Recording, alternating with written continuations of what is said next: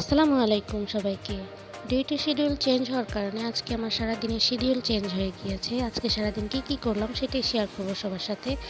তো সকালবেলা ঘুম থেকে উঠে মূলত ফোন পেয়েই ঘুম থেকে ওঠা। দেন তাড়াতাড়ি রেডি হয়ে অফিসের উদ্দেশ্যে রওনা দিলাম।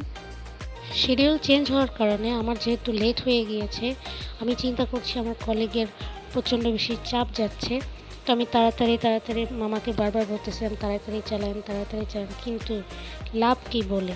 ঢাকা শহরের জ্যাম এটা কখনো বলে কয়ে আসে না। কোনো মতে জ্যাম পার করে তাড়াতাড়ি অফিসে গেলাম। অফিসে যাওয়ার পর লাঞ্চ অবধি পুরো বিজি ছিলাম। তারপরে আমি আর আমার কলিগ মিলে লাঞ্চ করলাম। দেখতেই পাচ্ছেন এত বিজি যে ভিতরে গিয়ে লাঞ্চ করার সুযোগ পাইনি। ডেস্কে বসেই লাঞ্চ করলাম।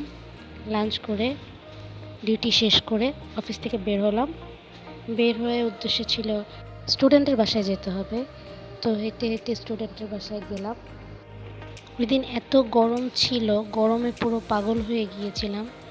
সারাদিন এসির মধ্যে থাকলে বের হলে একটু গরম লাগে, একটু না বেশি গরমই লাগে। স্টুডেন্টের বাসায় যাওয়ার আগে একটা মোজো কিনলাম।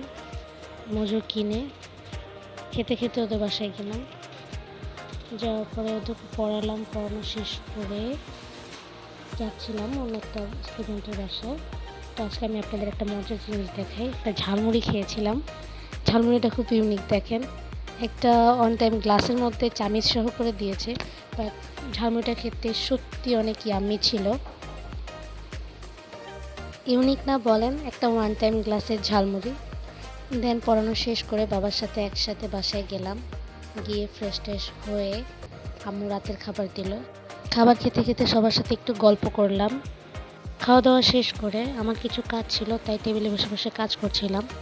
তখনই হঠাৎ আম্মু এলো, বলল আমরা তো আম ভর্তা করে খেয়েছি, তোমার জন্য একটু রেখেছি। আম ভর্তাটা আসলে অনেক জোস ছিল। কার কার আম পছন্দ কমেন্টে জানাবেন। আজ এই পর্যন্তই। আল্লাহ হাফেজ।